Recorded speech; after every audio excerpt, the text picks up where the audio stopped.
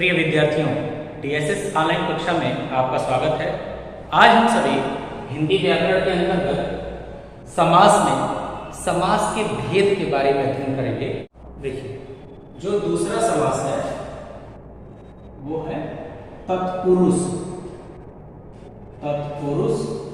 समास। अब इसमें क्या होगा, पहले में आपने देखा कि पहला पद जो था या पूर्व पद वो प्रधान था और अव्यय था, और इसमें क्या है, द्वितीय पद जो है प्रधान होता है। इसमें दूसरा पद यानी उत्तर पद प्रधान होता है। ठीक है, इसमें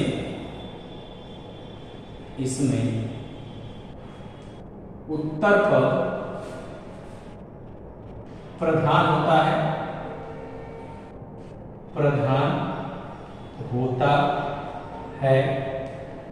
तथा पूर्व पद गौण होता है। ठीक है, और एक चीज और इसमें होता है, इसके तथा होता है, तथा यहाँ नहीं जोड़ दीजिए इसको, होता है तथा समस्त पद में विभक्ति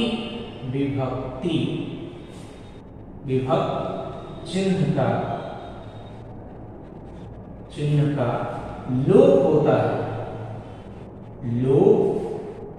होता है। ठीक है, या फिर हम पूर्व पद और उत्तर पद को जब अलग करेंगे, ठीक है, तो उसमें हमें वो चिन्ह दिखाई देगा, या उसका जो जब हम समास विग्रह करेंगे, विस्तार करेंगे, तो विभक्ति चिन्ह इसमें दिखाई देगा। तो दो चीजें इसमें आपको जो है मुख्य रूप से याद रखनी है, वो कि इसमें उत्तर पद जो है प्रधान होता है और जो पूर्व पद है वो गौण होता है। ठीक है, और साथ ही साथ जो समस्त पद है उसमें विभक्ति चिन्ह का लोप होता है। जो उससे समस्त पद बनता है उसमें विभक्ति चिन्ह का लोप होता है। ठीक है, अब जब विभक्ति चिन्ह की बात आ गई, ठीक है, तो आपको कारक इसमें जानना पड़ेगा कि कारक क्या है और उसके जो चिन्ह कौन कौन से हैं। तो जैसा कि आप सभी जानते हैं और पढ़े भी होंगे पिछली कक्षा में, ठीक है, कि कारक कितने होते हैं? कारक 8 प्रकार के होते हैं। 8 प्रकार के होते हैं। ठीक है, देखिए पहला कर्ता, कर्म, करण, संप्रदान, अपादान, संबंध, अधिकरण,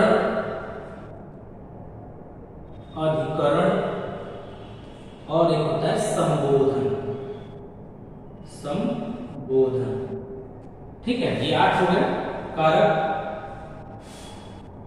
अब इसमें आपको ये ध्यान रखना है कि जब विभक्ति चिन्ह की बात आ गई तत्पुरुष समास में, तो इस विभक्ति चिन्ह के आधार पर इसका जो है उपविभाजन किया गया है, इसका सब डिवीजन किया गया है।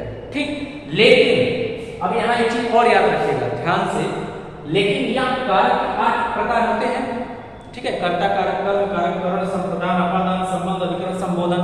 लेकिन जो ये पहला जो कारक होता है, ठीक, जिसका चिन्ह क्या होता है, में, ये जो है इसके अंतर्गत नहीं आता है। ये किसमें आता है? कर्मधारय समास में। ठीक है, कर्मधारय समास में आने के कारण अब इसकी गिनती जो है हम इसमें नहीं करते हैं। ठीक, याद रखिएगा, ये पॉइंट आपको याद रखना है इसमें, क्योंकि अगर आप आगे देखेंगे तो इसमें दिया हुआ कारक के आधार पर जो है इसके 6 भेद होते हैं। तत्पुरुष समास के 6 भेद होते हैं, लेकिन मैं आपको ये दिखा रहा हूं कि क्यों कारक के आधार पर इसके 6 ही भेद होते हैं। 8 कारक होते हैं, लेकिन 6 क्यों माना जाता है? तो मैंने बताया कि जो पहला होता है यानी कर्ता कारक, वो जो है कर्मधारय समास में आता है। ठीक, और जो सबसे अंत में संबोधन है, इसको जो हम विच्छेदित नहीं कर सकते हैं, इसका विग्रह नहीं कर सकते हैं, इसको अखंडित नहीं कर सकते हैं, पूर्व पद उत्तर पद में हम बांट नहीं सकते हैं, इसलिए जो इसको हटा दिया जाता है, ये इसमें नहीं होता है। तो अब आपने देखा कि जो तत्पुरुष समास है वो कारक के आधार पर इसके कितने भेद हैं? कारक चिन्हों के आधार पर, कारक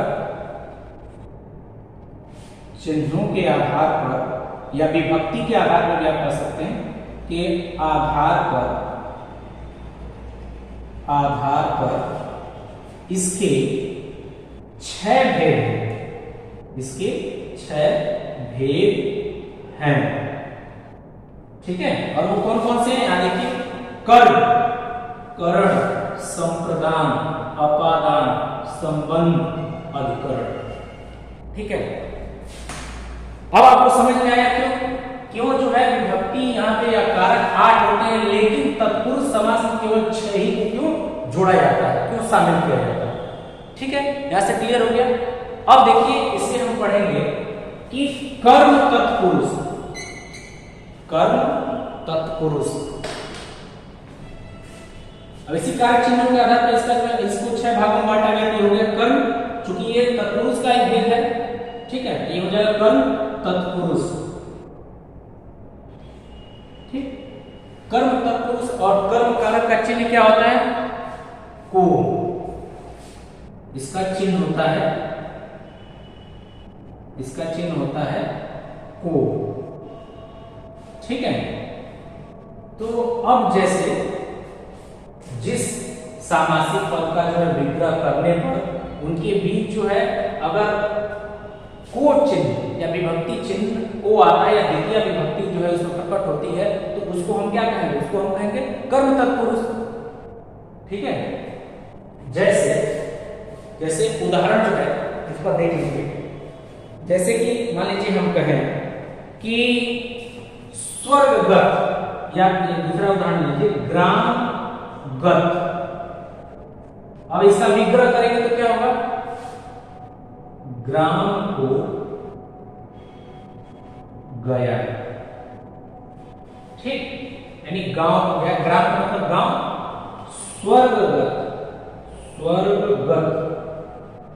स्वर्ग को गया, स्वर्ग को गया।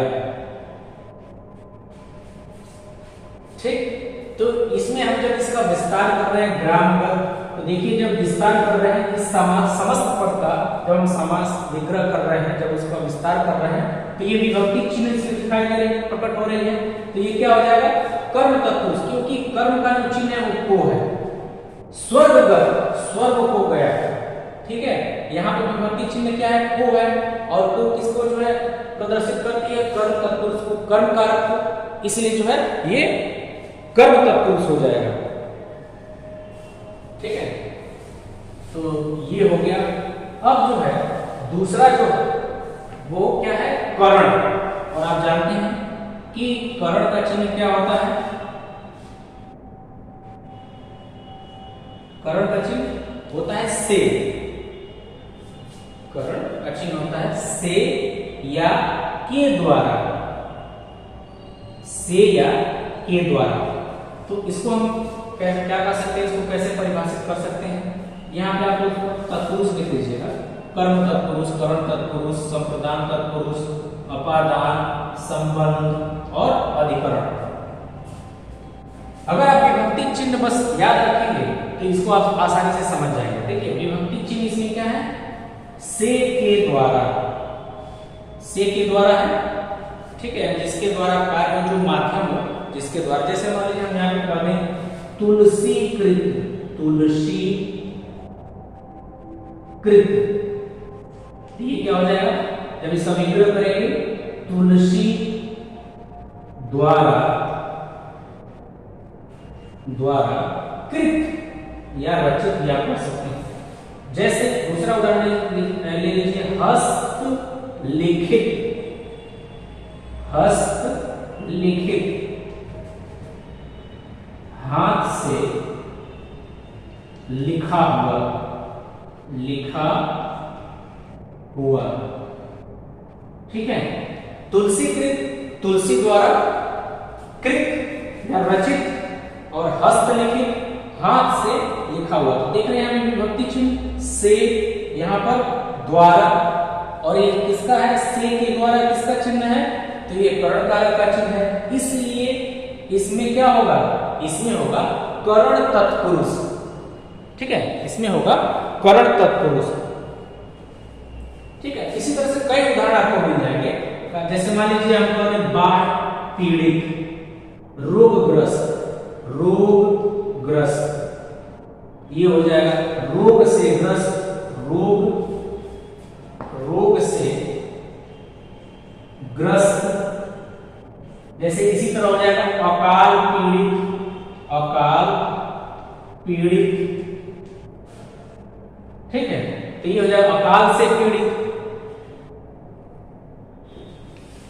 तो इस प्रकार आपने देखा कि इसमें जो कारक चिन्ह है वो से या के द्वारा, अगर आप जहां भी किसी शब्द का समास विग्रह करने पर, समस्त पद का समास विग्रह करने पर अगर उसमें विभक्ति चिन्ह से या के द्वारा दिखाई देता है या प्रदर्शित होता है तो हम उसे कहेंगे कर्ण तत्पुरुष, ठीक है। अब जो है अगला इसमें क्या है, अगला है संप्रदान, और इसका चिन्ह होता है के लिए, के लिए, ठीक है। संप्रदान का चिन्ह क्या होता है, के लिए। अब देखिए इसका उदाहरण, इसकी परिभाषा हो जाएगी कि जिसमें जिस समासिक पद में समस्त पद का विग्रह करने पर अगर उसमें के लिए विभक्ति चिन्ह का जो है लोप होता है, प्रदर्शन होता है, दिखाई देता है, ठीक, तो उसे हम कहेंगे संप्रदान कारक है। देखिए समस्त पद में विभक्ति का लोप होगा, और जब हम उसका उस समस्त पद का जब हम विग्रह कर देंगे तो विभक्ति चिन्ह उसमें दिखाई देने लगेगा। जैसे हम कहें कि रसोई घर, यहां मैं लिख दे रहा हूं, ठीक है, रसोई घर, ये क्या हो गया, रसोई के लिए घर, रसोई के लिए घर, ठीक है। अब यहां पर देखिए ये क्या है, रसोई के लिए जो घर है, रसोई घर, और जब इसका हम विग्रह कर रहे हैं तो के लिए ये जो चिन्ह है वो निकल कर सामने आ रहा है, ठीक। तो इससे क्या प्रदर्शित हो रहा है कि ये जो है संप्रदान कारक है, ठीक है, ये क्या है, संप्रदान कारक है। आप चाहे तो इसको नोट भी करते रहिएगा, ठीक, इसको ये जो चिन्ह मैं आगे लिख रहा हूं इसके सामने, उसको आप नोट करते रहिएगा। हाँ, इसको मिटा दूं नहीं तो आप भ्रमित होंगे कि इसका है कि क्या है। ये यहां मैं संप्रदान का लिख रहा हूं, संप्रदान का के लिए चिन्ह होता है, ठीक, और इसके उदाहरण को हम लोग यहां देख रहे हैं, रसोई घर हो गया, ठीक। इसके बाद जैसे मान लीजिए राह खर्च, राह खर्च यानी राह के लिए खर्च, राह के लिए खर्च, ठीक है। जेब खर्च, जेब खर्च, जेब के लिए खर्च, जेब के लिए खर्च। तो आप देख रहे हैं यहां पर के लिए ये जो शब्द है आपको ये जो चिन्ह है विभक्ति चिन्ह, ये इसमें दिखाई दे रहा है। इसलिए यहां पर क्या है, संप्रदान तत्पुरुष समास है, ठीक है, संप्रदान तत्पुरुष समास है, ठीक। इसके बाद जो है अगला है, अगला अपादान, अपादान, और इसका जो चिन्ह होता है से अलग होना, से अलग होने के संबंध में। संप्रदान का होता है कि ये अपादान से अलग होना है, अलगाव की स्थिति का जब बोध हो तो वहां हम क्या कहेंगे, वहां संबंध कारक होता है। और संबंध तत्पुरुष किसे कहेंगे कि जिस समस्त पद में, ठीक, समस्त पद में विभक्ति या कारक चिन्ह से यानी अलगाव की स्थिति में इसका लोप होता है तो उसे हम क्या कहते हैं, उसे हम कहेंगे कि अपादान तत्पुरुष समास है, और जब उसका विग्रह करेंगे तो विभक्ति चिन्ह दिखाई देगा। जैसे उदाहरण देखिए कैसे ये विभक्ति चिन्ह दिखाई देगा। हम कहें रोग मुक्त, रोग मुक्त, तो रोग से मुक्त, रोग से मुक्त, ये हो गया। भय मुक्त, भय मुक्त, तो भय से मुक्त, भय से मुक्त, ये हो गया। विद्याहीन, यदि हम कहें विद्याहीन, तो ये क्या हो जाएगा? विद्या से हीन, विद्या से हीन। धनहीन, धनहीन, ये क्या हो जाएगा? धन से हीन, धन से हीन। तो आप इस सब में देख रहे हैं कि जब इसका हम समास विग्रह कर रहे हैं समस्त पद का, तो से और से जो विभक्ति चिन्ह दिखाई दे रही है, लेकिन इससे का यहाँ एक चीज और है कि ये अलगाव की स्थिति को प्रदर्शित कर रहा है। रोग से मुक्त, यानी रोग पहले वो रोगी था लेकिन अब रोग से मुक्त हो गया, रोग से अलग हो गया। भय मुक्त, यानी वो भय से अलग है, डर यानी डर उसको नहीं लगता है, भय मुक्त। विद्याहीन, यानी विद्या से विद्या उसके पास नहीं है। धनहीन, यानी धन से हीन है, धन से रहित है, धन नहीं है। तो यहाँ अलगाव की स्थिति आ रही है, तो इसलिए यहाँ पे ये सब क्या है? ये जितने भी शब्द हैं आपके, वो किसके उदाहरण हैं? ये तत्पुरुष समास के हैं, और तत्पुरुष समास में इसके हैं अपादान तत्पुरुष समास के। ठीक है, तो दो और बचा है, इसको भी आज पढ़ लेते हैं, ताकि अगले क्लास में या अगले दिन जो है अगला जो समास है, समास नंबर जो तीसरा है कर्मधारय समास, उसके बारे में पढ़ेंगे। थोड़ा धैर्य बनाए रखिएगा। संबंध को देखिए, संबंध तत्पुरुष, संबंध तत्पुरुष का चिन्ह होता है का, के, की, का, के, की। ठीक है, ये इसका चिन्ह होता है। चिन्ह विभक्ति आपने पढ़ा होगा पिछली कक्षा में, इसमें है लेकिन आगे है। विभक्ति संबंध कारक का जो चिन्ह होता है विभक्ति चिन्ह का, के, की। ठीक है, और हम पढ़ रहे हैं संबंध तत्पुरुष समास। तो जिस समस्त पद में ठीक का, के, की कारक चिन्ह या विभक्ति चिन्ह का लोप होता है, उसको हम क्या कहते हैं? उसको हम कहते हैं तत्पुरुष समास। और उसके साथ ही साथ ये भी कहेंगे उसमें उत्तर पद जो है प्रधान होता है, पूर्व पद जो गौड़ होता है, साथ ही साथ उसमें विभक्ति चिन्ह के स्थान पर हम ये लिख देंगे कि समस्त पद में का, के, की चिन्ह का लोप होता है। सब में यही परिभाषा है, विभक्ति चिन्ह के स्थान पर बस का, के, की लिख देंगे। यहाँ विभक्ति चिन्ह लिखा गया है, और स्पेशली हम किसी की बात करेंगे तो उसका चिन्ह यहाँ लिख देंगे, उसकी परिभाषा बन जाएगी। इसीलिए बार बार सबकी मैं परिभाषा नहीं लिख रहा हूं, यही इसकी मुख्य परिभाषा है, और इसी में जब विभक्ति चिन्ह यहाँ लिखते जाएंगे सबकी परिभाषा बनती जाएगी। हाँ, उदाहरण आपको समझना अत्यंत आवश्यक है। देखिए का, के, की, अब यहां हम जैसे लिखे गंगा जल, गंगा जल, ये क्या हो गया? गंगा का जल। घुड़दौड़, घुड़दौड़, तो ये क्या हो जाएगा? घोड़ों का दौड़, घोड़ों का दौड़। अब देखिए यहां गंगा जल, ठीक है, गंगा का जल, जैसे कई है जीवन और लिख दे रहा हूं, तो देखिए बार एक्सप्लेन कर रहा हूं। जीवन साथी, ये हो जाएगा जीवन का साथी। ठीक है, देखिए गंगा जल, गंगा का जल, जो जल है वो गंगा नदी का है, उससे संबंधित है, संबंध का बोध हो रहा है। घोड़ों का दौड़, घुड़दौड़, घोड़ों का दौड़, ये जो दौड़ हो रहा है वो किसका है? घोड़ों का है, घोड़ों से संबंधित है। ठीक है, और यहाँ चिन्ह जो है का है, और का चिन्ह किसका बोध कराता है? कि संबंध कारक का। ठीक है, तो इसलिए यहां पर क्या होगा? संबंध तत्पुरुष समास होगा।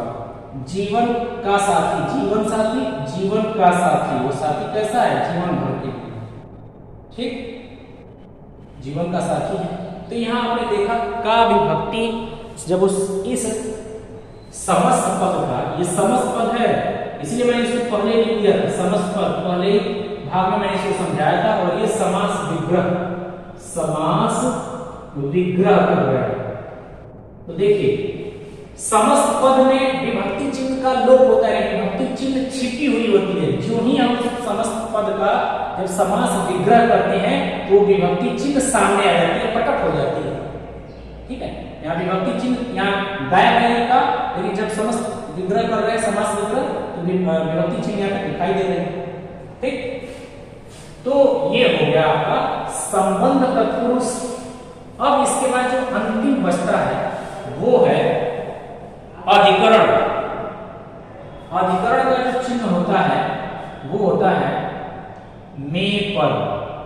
इसका जो चिन्ह होता है में या पर, ठीक है, ये इसका चिन्ह है। तो इसकी परिभाषा क्या हो जाएगी, इसमें उत्तर पद प्रधान होता है और पूर्व पद गौड़ होता है, तथा जिस पद में पर चिन्ह का, जिस समस्त पद में या सामासिक पद में पर का लोप होता है वह क्या होता है, अधिकरण तत्पुरुष समास होता है। अधिकरण तत्पुरुष समास होता है। जैसे हम कहें कि घुड़सवार, घुड़सवार, ठीक। अब इसका जब विग्रह करेंगे तो घोड़े पर सवार, घोड़े पर सवार, ठीक है, घुड़सवार घोड़े पर सवार। इसी प्रकार से जो है अन्य बहुत से उदाहरण आपको मिल जाएंगे, जैसे कार्यकुशल, पुरुषोत्तम, बहुत से हैं, जैसे पुरुषोत्तम, पुरुषोत्तम यानी पुरुषों में उत्तम, पुरुषों में उत्तम। कार्यकुशल, कार्यकुशल, तो इसका हो जाएगा कार्य में कुशल, कार्य में कुशल। अब यहां देखिए घुड़सवार में घोड़े पर सवार, पुरुषों में उत्तम। जब इस समस्त पद का जब हम समास विग्रह कर रहे हैं तो विभक्ति चिन्ह यहाँ पे दिखाई दे रहा है और समस्त पद में वही विभक्ति चिन्ह इसमें छिपा हुआ है, वो लुप्त है, गायब है, ठीक। लेकिन जो ही उसका विस्तार करते हैं, जो ही उसका समास विग्रह करते हैं, वो सामने आ जाता है।